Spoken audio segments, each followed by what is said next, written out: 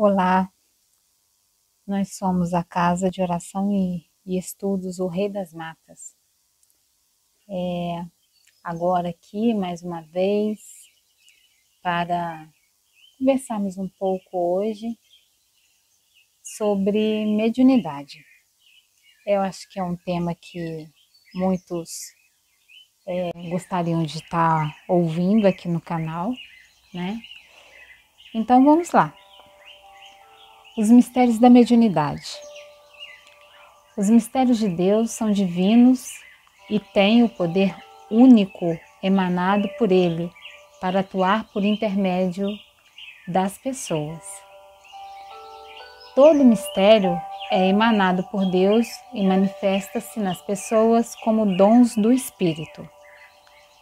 Os médiuns, além de manifestarem seus próprios dons, possuem a faculdade de manifestarem os dons dos espíritos que neles incorporam e, por meio deles, auxiliam muitas pessoas.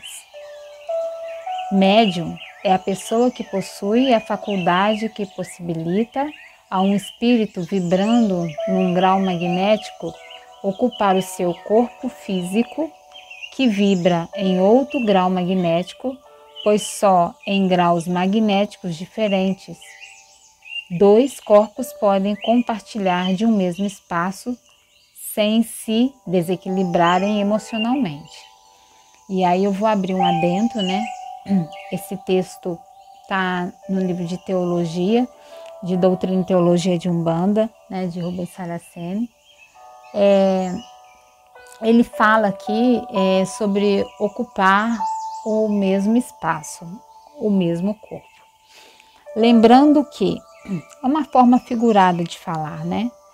Porque nenhum espírito pode entrar no nosso corpo.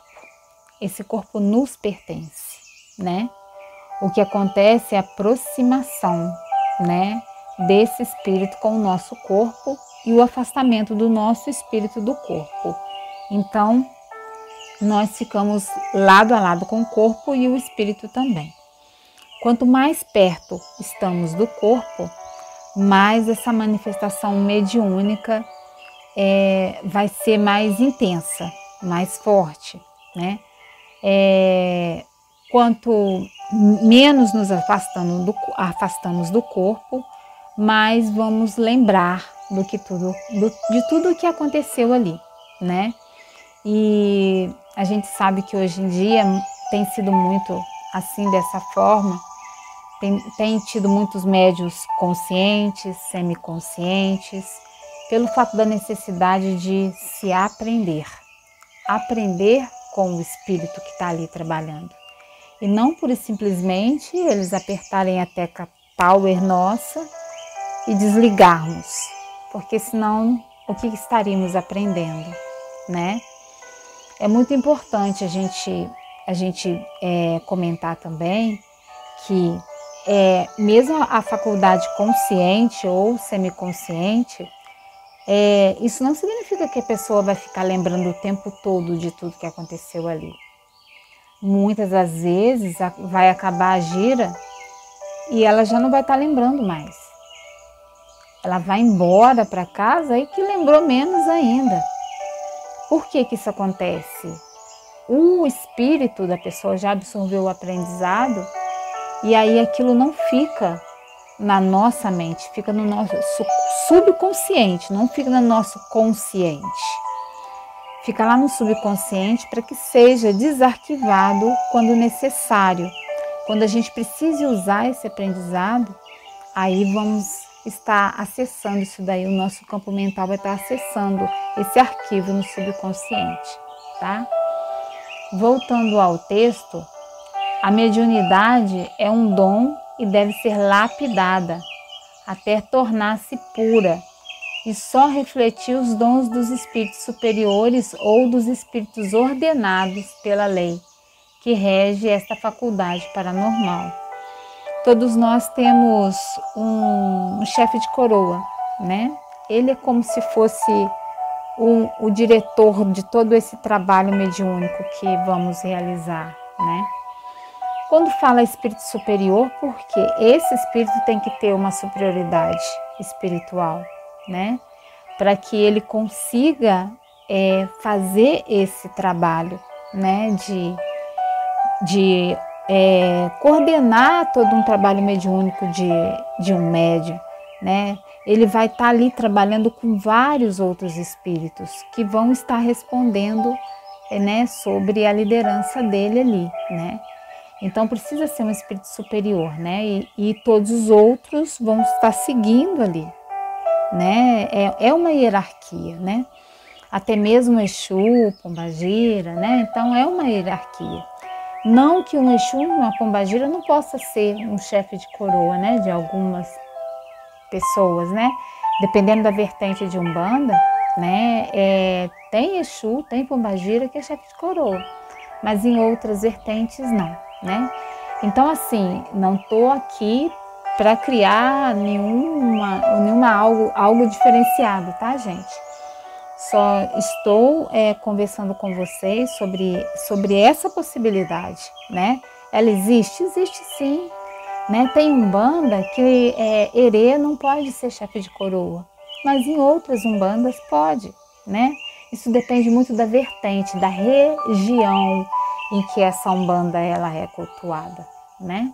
E tá errado? Não, eu não acho que tá errado, né? É daquela forma, é daquele jeito naquela região, né? Dando um exemplo aí, tem uma região do Brasil que São Jorge é Oxóssi, né? Já em outra região, Oxóssi é São Sebastião, né? Ogum, ele é cultuado como São Sebastião em outra religião. E na nossa, Ogum é São Jorge aqui, pra gente, pra nossa região. Tá errado essa outra que cultua Oxóssi como São Jorge? Não tá. Na região deles foi assim, vai ser assim, passa de pai para filho, né? Então tem todo um diferencial aí para que a gente entenda que cada região trabalha de uma forma, tá bom? Voltando aqui, a mediunidade é um dom que deve ser lapidado, né? Como já foi dito aqui. As religiões são uma forma de ordenação das faculdades e dos dons mediúnicos das pessoas, né? Os profetas eram médium, né? Pois prediziam o futuro, davam alertas, porque eram intuídos por espíritos superiores. Eles não são melhor do que os médios de hoje, né? Naquela época, não se entendia, né, que não era Deus ali falando, né? Que sim, um espírito superior, né? Mas estava errado naquela época? Também não estava errado naquela época. O objetivo foi cumprido, né? Hoje a gente sabe, né, as religiões, né, que cultuam orixás ou até mesmo religiões que são espiritualistas, que é o espiritismo, né? Se sabe que são espíritos, que existe esse intercâmbio entre o plano espiritual e o plano físico, tá? O médium consciente de suas faculdades mediúnicas deve ter um bom senso para não se desvirtuar, julgando-se especial ou melhor que algum irmão, né? Todos nós somos médiuns, em menor ou maior grau, então a gente tem que ter esse cuidado, né, de não se achar maior do que o outro, né? Os médiuns de hoje em dia não são maiores do que os profetas antigos, né? Cada um no seu tempo, cada um na sua faculdade, cada um na sua região, né? Cada um na sua religião. O médium da doutrina espírita, né? Ele não é melhor que o médium da Umbanda, e nem o da Umbanda é melhor do que o da doutrina espírita ou do kardecismo, né? Tudo é um intercâmbio mediúnico, né? A gente precisa ter essa humildade, né?